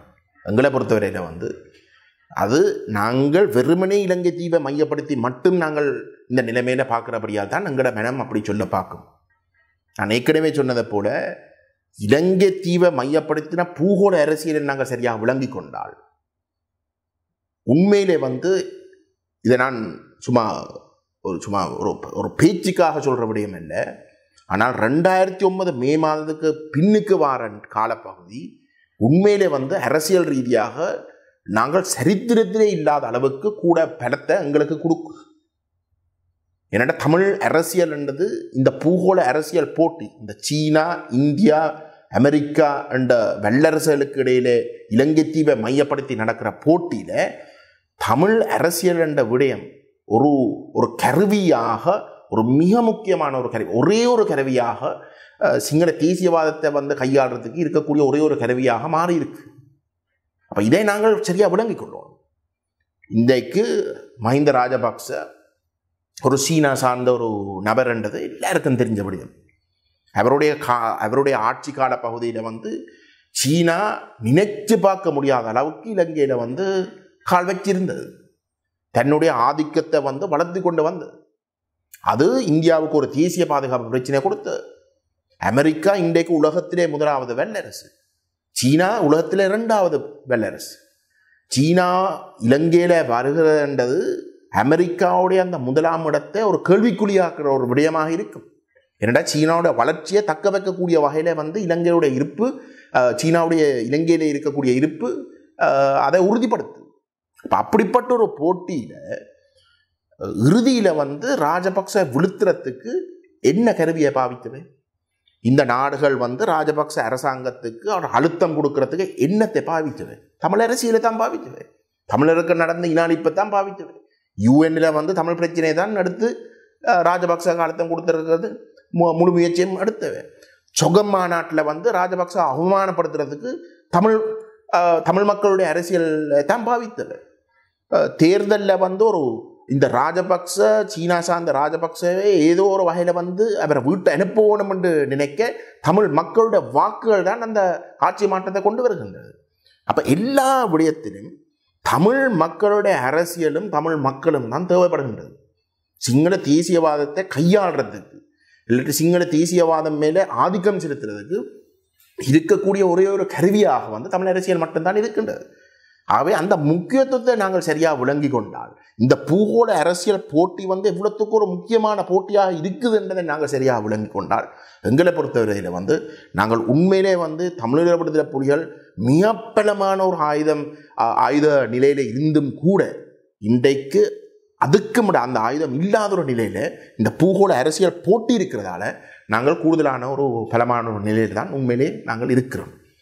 ஆனால் இதை நாங்கள் பூகோள அரசியலை சரியாக விளங்கி கொள்ளாமல் நாங்கள் கடைசி வரைக்கும் இந்த எங்களுடைய முக்கியத்துவத்தையும் எங்களுக்கு கிடைக்கக்கூடிய ஒவ்வொரு சந்தர்ப்பத்தையும் நாங்கள் சரியாக பாவிக்க போகிறதும் இல்லை, விளங்கி கொள்ள போகிறதும் இல்லை. இப்போது நீங்கள் குறிப்பிட்டது போல பூகோள அரசியல் அடிப்படையில் ஈழத்தமிழர் விவகாரத்தை தீர்மானிக்கிற அல்லது ஈழத்தமிழர் விவகாரத்தில் அதிகமாக ஆதிக்கம் செலுத்துகின்ற இலங்கையை தவிர்ந்த புறச்சக்திகள் என்று பார்த்தால் ஒன்று இந்தியா, அடுத்தது சீனா, அடுத்தது அமெரிக்கா, அதன் நட்பு நாடுகள் என்று 3ஆக நீங்கள் கூறினீர்கள்.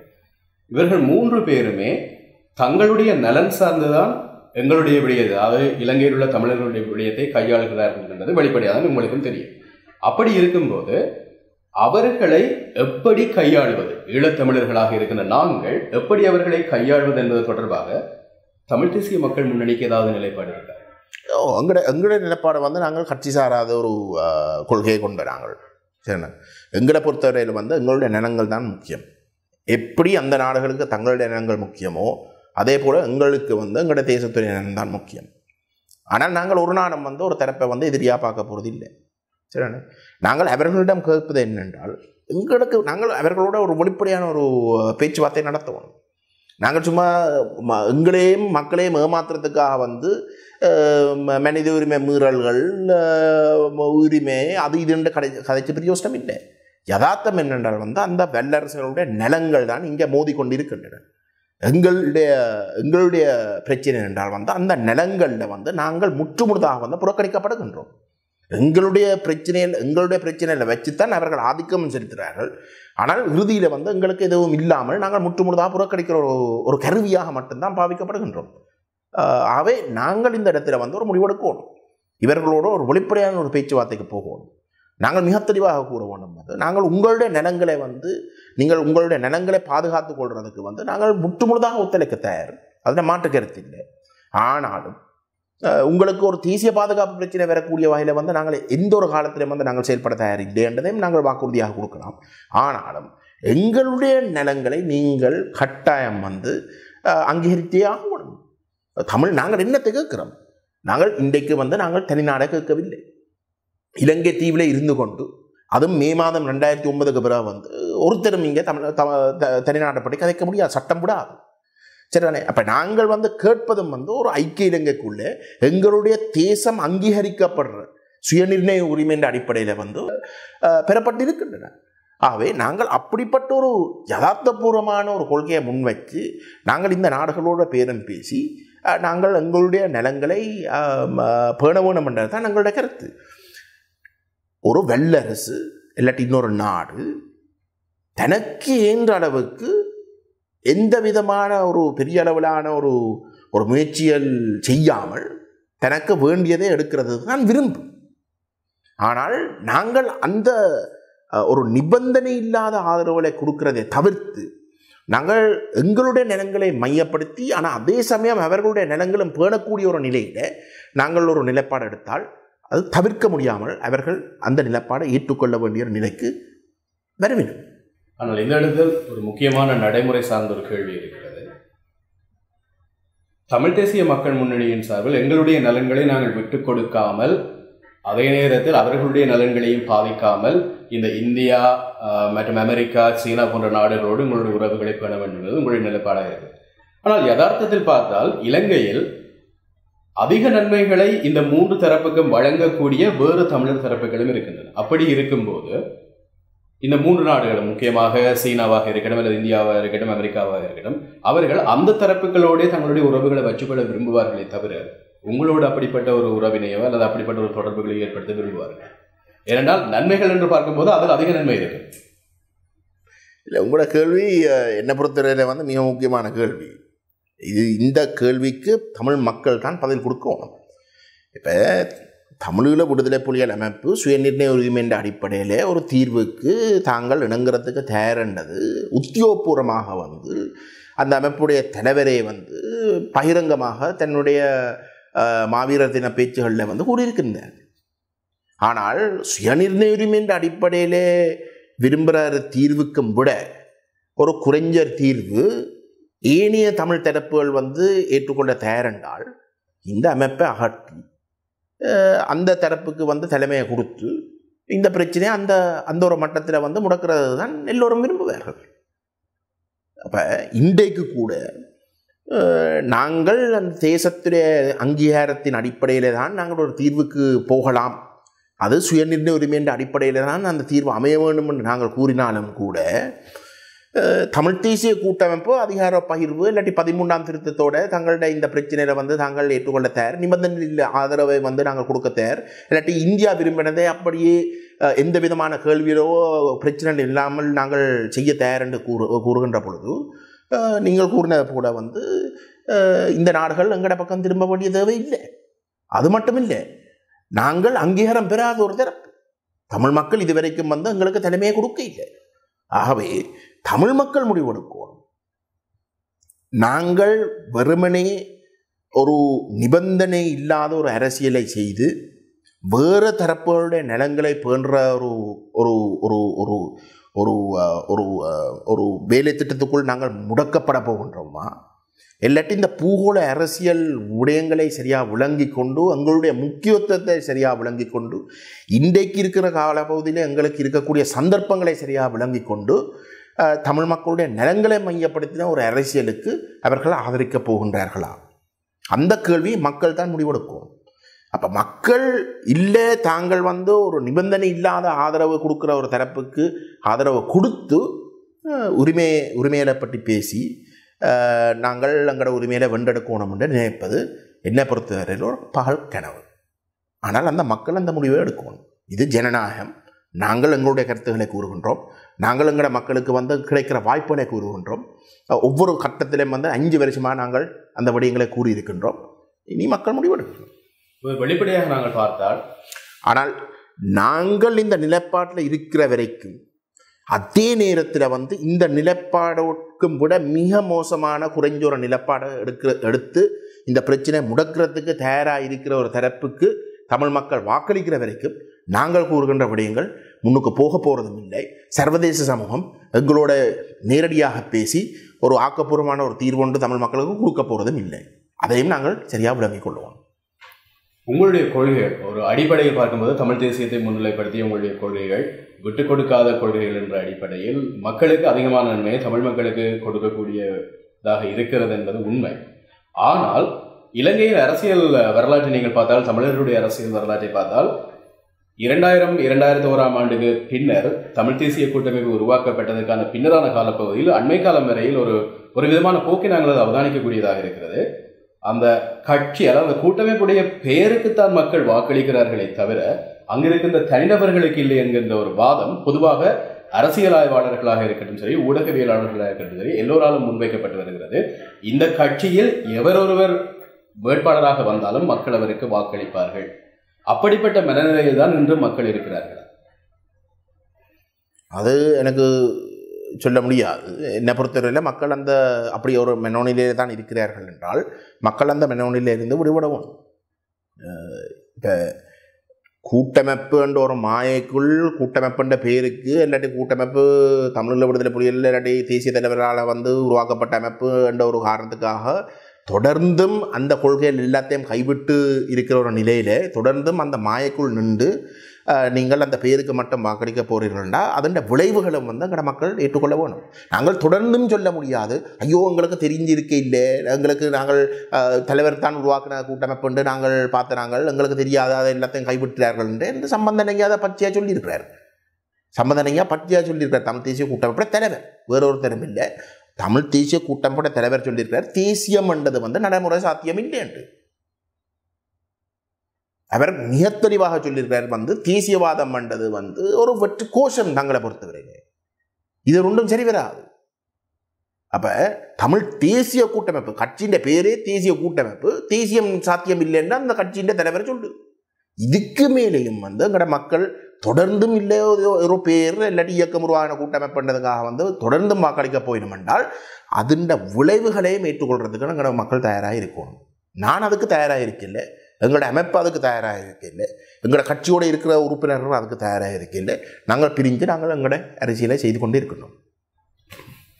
இப்படிப்பட்ட சூழ்நிலையில் தமிழ் தேசிய கூட்டமைப்பில் அதன் சார்பானவர்களுடைய ஒரு பக்க குற்றச்சாட்டு இன்னொரு விதத்தில் இருக்கிறது. எப்படி என்று சொன்னால், இலங்கையை பொறுத்த வரைக்கும் இலங்கையின் சிங்கள அரசியல் கட்சிகள் அல்லது பெரும் கட்சிகளுடைய நகர்வாக, அரசியல் நகர்வாக எப்படி இருக்கின்ற சில விஷயங்கள் இருக்கிறது. எப்படி என்று சொன்னால், ஒரு பலம் வாய்ந்த ஒரு கட்சி அல்லது ஒரு அமைப்பை பிளவுபடுத்தி பலவீனமாக்குவது. இப்படிப்பட்ட நடைமுறை அநேகமாக விடுதலை புலிகளை பலவீனமாக்கியதிலிருந்து, ஐக்கிய தேசிய கட்சியை பலவீனமாக்கியதிலிருந்து, ஜேவிபியை பிளவுபடுத்தி பலவீனமாக்கியதிலிருந்து சிங்கள தலைமைகள் பல்வேறு தரப்புகளிலும் இந்த நடவடிக்கைகளால் ராஜதந்திர முறையில் வெற்றிகளை அடைந்திருக்கிறார்கள். இதே நடைமுறை தமிழர் தரப்பில் இதுவரையில் வெற்றியளிக்கவில்லை என்கின்ற ஒரு கருத்து இருக்கிறது. இப்போது உங்களுடைய, அதாவது இங்கே ஒரு தமிழ் தேசிய கூட்டமைப்பு என்ற ஒரு தரப்பு இருக்கிறது, அதற்கு மாற்றான ஒரு தலைமையாக தமிழ் தேசிய மக்கள் முன்னணி இப்போது வளர்ந்து கொண்டிருக்கிறது, பார்க்கப்படுகிறது மக்கள். அதாவது தமிழ் தேசிய கூட்டமைப்பில் அதிருப்தியுள்ளவர்களால் பார்க்கப்படுகின்றது என்பது வெளிப்படையானது, எல்லாருக்கும் தெரிகிறது. அப்படி இருக்கின்ற நேரத்தில் இது தமிழர் தரப்பை பலவீனமாக்காத, வாக்கு வங்கியை சிதறடித்து பலவீனமாக்கும் என்கின்ற ஒரு குற்றச்சாட்டும் இருந்தானே. இபிடிபி அமைப்பை பொதுவாக தமிழ் தேசியவாதம் அந்த அமைப்பை ஒரு துரோகம் செய்கிற ஒரு அமைப்பாக பார்க்கப்படுகின்றது. ஏன் இபிடிபி துரோகிகள் என்று நாங்கள் கூறுகின்றோம்? சிங்க கொடியை முற்றுமுழுதாக ஏற்றுக்கொள்கிறது,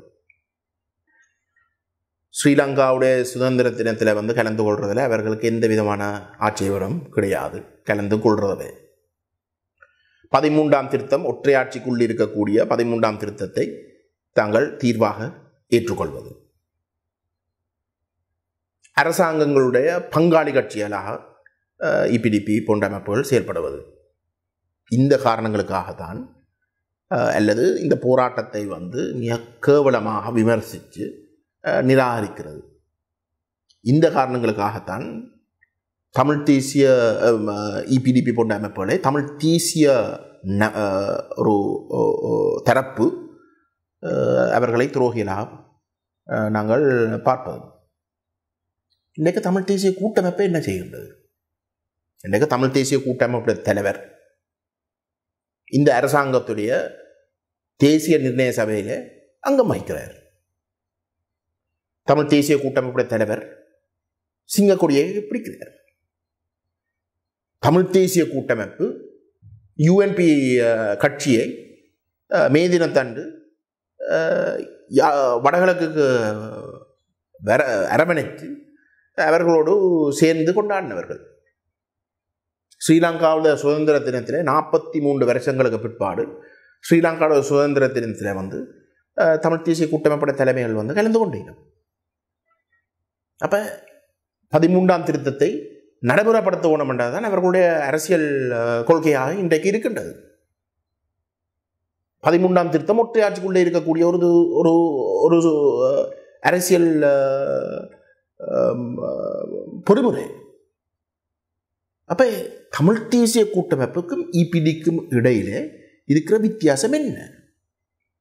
தேசியவாதம் பேருக்கு பேசிக்கொண்டு தேர்தல் காலத்தில் நாங்களும் தேசியவாதிகள் என்று சொல்லி மக்களை ஏமாத்துறதுக்கு அப்பால அவர்களுடைய வார்த்தைகளை நீங்கள் உங்களோட மனதிலிருந்து அகட்டினால், அவர்களுடைய செயல்பாடுகளை நீங்கள் எடுத்து பார்த்தால் இபிடிபி போன்ற அமைப்புக்கும் தமிழ் தேசிய கூட்டமைப்புக்கும் இடையிலே இருக்கக்கூடிய வித்தியாசத்தை முதலில் வந்து இந்த விமர்சனத்தை முன்வைக்கிற தரப்புகள் எங்களுக்கு சுட்டி காட்டணும்.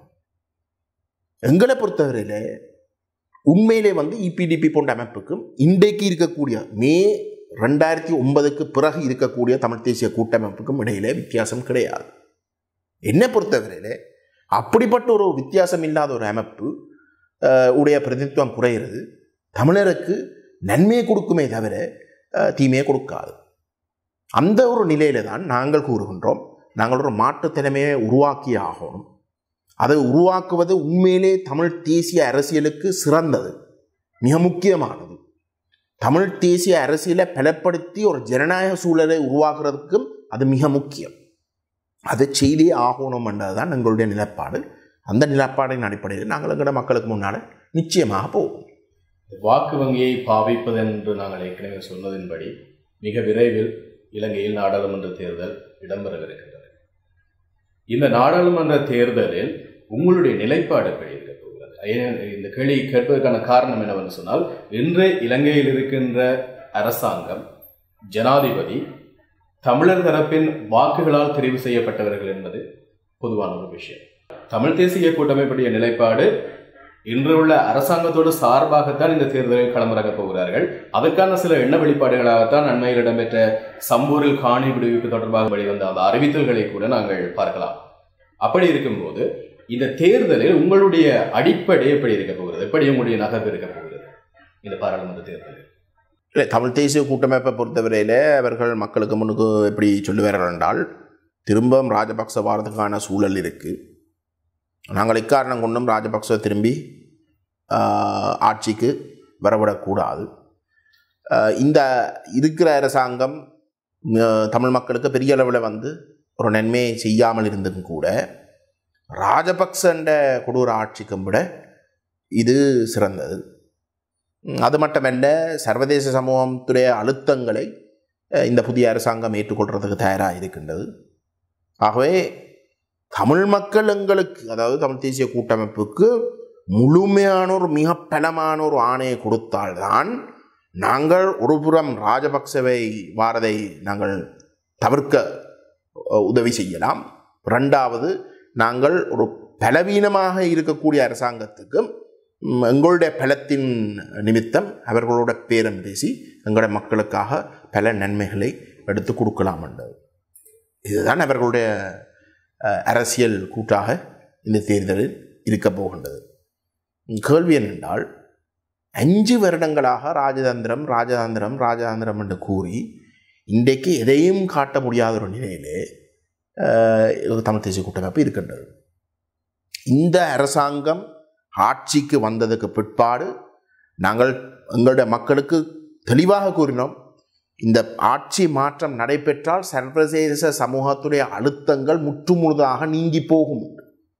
ஏனென்றால் அந்த தரப்புகளுக்கும் சீனா சார்ந்த ராஜபக்சவே வீட்டை அனுப்பணும் என்ற மட்டும்தான் அவர்களுடைய நிகழ்ச்சிகளாக இருந்ததை தவிர தமிழ் மக்களுடைய அரசியல் தீர்வு தொடர்பாகவோ இல்லாட்டி தமிழ் மக்களுக்கு ஒரு பொறுப்பு கூறல் நடக்கணும் என்ற தொடர்பாகவோ அவர்களுக்கு எந்த விதமான தேவையும் இருக்கவில்லை.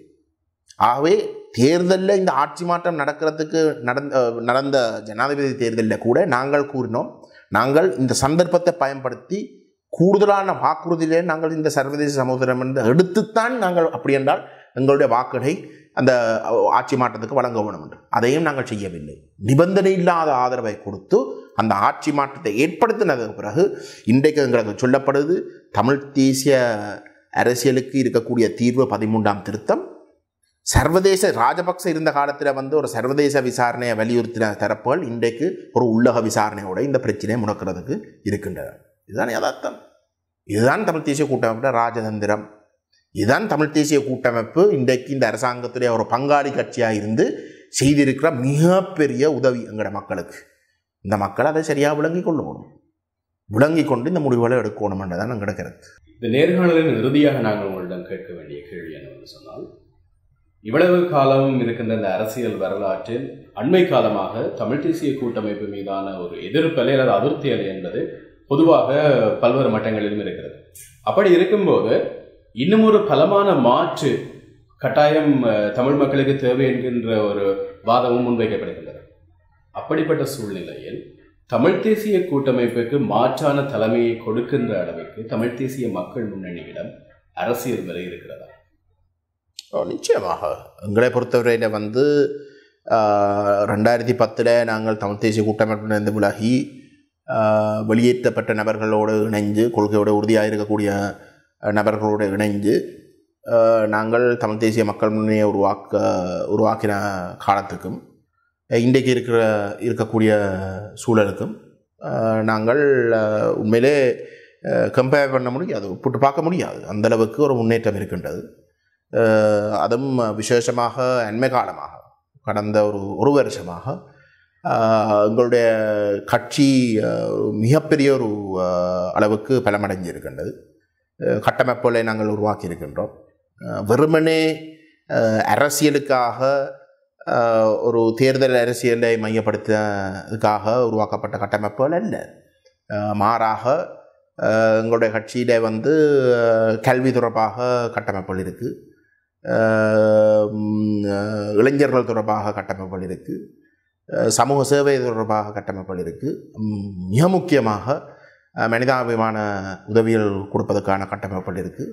இவை அனைத்தும் நாங்கள் பலப்படுத்தி இன்றைக்கு நாங்கள் இயங்கிக் கொண்டு வருகின்றோம். என்னை பொறுத்தவரையிலே இலங்கை தீவில் அதுவும் விசேஷமாக தமிழர் தாயகத்தில் ஊடகங்கள் எங்களுக்கு பெரிய அளவில் ஒத்துழைப்பு வழங்கவில்லை. அது யதார்த்தம். அது ஒரு மிகவும் துரதிர்ஷ்டவசமான ஒரு விடயம். எங்களுடைய கருத்துக்கள் பெரிய அளவில் எங்களுடைய மக்கள்கிட்ட கொண்டு போய் சேர்றதுக்கு அவர்கள் ஒத்துழைக்கவில்லை. ஒரு மாற்று கருத்தை தமிழ் தேசிய கூட்டமைப்பை பலவீனப்படுத்தக்கூடாத அடிப்படையில் தான் ஊடகங்கள் கூடுதலாக செயல்பட்டு கொண்டு வந்திருக்கின்றன. ஆனால் சர்வதேச மட்டத்தில் கூடுதலாக புலம்பெயர்ந்த தமிழ் மக்கள் மட்டத்தில் சோஷியல் மீடியா, இன்டர்நெட், இணையதளங்கள் ஊடாக இந்த பிரச்சனைகள் புலம்பெயர்ந்த மக்கள் மட்டத்திலே கிடையாது. ஏனென்றால் எங்களுடைய செய்திகள் பெரிய அளவில் அவர்களுக்கு கொண்டு சேரப்படுது. ஆகவே புலம்பெயர்ந்த மக்கள் மட்டத்தில் இன்றைக்கு நான் பொறுப்போடு கூறுகின்றேன், மிகப்பெரிய அளவுக்கு எங்களுக்கு ஆதரவு இருக்கின்றன. அந்த உறவுகள் தாங்களாகவே முடிவெடுத்திருக்கின்றார்கள். ஒரு மாற்றத்துக்கான ஒரு குரல் அவசியம் என்று அவர்களுடைய சொந்த முயற்சியில் இன்றைக்கு தாயகத்தில் இருக்கக்கூடிய உறவுகளோடு அவர்கள் தொடர்படுத்தி இந்த அரசியலை பகிர்ந்து கொண்டுகின்றார்கள். ஆகவே எங்களை பொறுத்தவரையில் வந்து ஊடகங்கள், இங்கே இருக்கக்கூடிய ஊடகங்கள் எங்களுக்கு பெரிய அளவில் உதவி செய்யாவிட்டாலும் இந்த பொய்யை கனகாலத்துக்கு மறைத்து கொண்டு இருக்க முடியாது. மற்றது தமிழ் மக்கள், தாயத்தில் வாழ்கிற மக்கள் தான் அந்த அடக்குமுறைக்கு வந்து உள்ளாக்கப்படுகின்றார்கள். புலம்பெயர்ந்த தமிழ் மக்கள் அல்ல. புலம்பெயர்ந்த தமிழ் மக்கள் தத்துவ ரீதியாக தான் முடிவெடுக்கிறார்கள். ஒரு கொள்கையை விளங்கி கொண்டு, தத்துவங்களை விளங்கி கொண்டு அவர்கள் ஒரு பாலிசி டிசிஷனாக முடிவெடுத்து ஆதரவு கொடுக்கிறோ இல்லையோ என்று முடிவெடுக்கிறார்கள். ஆனால் இங்கே வாழுகின்ற மக்கள் தான் இந்த அடக்குமுறையையும் இந்த ஸ்ரீலங்கா அரசுடைய முழுமையான இனவாதத்திற்கும் முகம் கொடுக்க வேண்டியிருக்கின்றது. ஆக இங்கே வாழ்கிற மக்கள் அரசியல் முடிவுகள் எடுக்கிறது வந்து அனுபவ ரீதியாக. அந்த அனுபவம் கடந்த 5 வருஷத்தில் வந்து மிக தெளிவாக அந்த அதிருப்திகளை, கூட்டமைப்புடைய செயல்பாடுகள் உடைய அதிருப்திகளை முன்னுக்கு கொண்டு வந்திருக்கிறதுல மாற்று கருத்து இல்லை. அப்போ இன்றைக்கு நிலைமை என்னென்றால், நீங்கள் கூறினதை போல தமிழ் தேசிய கூட்டமைப்பு ஏமாத்துகின்றார்கள், அவர்கள் மோசம் கொண்ட ஒரு பரவலான ஒரு கருத்து இருக்கின்றது. ஆனால் யார் அந்த மாட்டு தலைமை என்றதை வந்து ஊடகங்கள் பெரிய அளவில் வந்து இனம் காட்டாத ஒரு இடத்துல அவர்கள் தேடிக்கொண்டிருக்கிறது தான் நிலைமை. அது எங்களுக்கு நன்றாக தெரியும். ஆனால் அது கனகாலத்துக்கு இருக்காது. எங்களுக்கு ஒரு நம்பிக்கை இருக்கின்றது. புலம்பெயர்ந்த மக்களுடைய முயற்சியும் எங்களுடைய சொந்த முயற்சியும், நாங்கள் நேரடியாக மக்களை சந்தித்து கொண்டு வருகின்றோம். தொடர்ந்தும் இளம் மட்டத்தில் வந்து எங்களுக்கு கூடுதலான ஆதரவு வருகின்றன. அது மட்டும் இல்லாமல் வந்து ப்ரொஃபஷனல்ஸ் மட்டத்தில் எங்களுக்கு மிகப்பலமான ஒரு மாற்றம் இருக்கின்றது. ஆகவே இது தொடர்ந்தும் இந்த ஏமாற்றத்தை தக்க வைக்கிறதுக்கு உதவி செய்ய போகிறது இல்லை. மாறாக ஒரு மாற்றத்துக்கான ஒரு குரலை தேடி பிடிச்சே ஆகணும், ஒரு மாற்று தலைமையை தேடி பிடிச்சே ஆகணும்னு அந்த தாகத்தை வந்து கூட்டப் போவதே தவிர அதை குறைக்க போகிறதில்லை. அந்த இடத்துல எங்களுடைய செயல்பாடுகளும் தமிழ் மக்களுடைய இந்த தேவைகளும் ஒரு புள்ளியில் சந்திக்கிறதுக்கான வாய்ப்புகள் நிறைய இருக்கின்றது. அது நிச்சயமாக நடக்கும். நடக்கிற இடத்துல வந்து எங்களுடைய செயல்பாடுகள் ஊடாக உண்மையிலே ஒரு தமிழ் தேசத்தை நேசிக்கிற அரசியல் எவ்வளோ தூரத்துக்கு இன்றைக்கு இருக்கக்கூடிய நிலைமைகளை சரியாக பயன்படுத்தி எங்களோட மக்களுக்கு ஒரு நன்மையை காட்டலாம் என்றதில் மிக விரைவில் வந்து நாங்கள்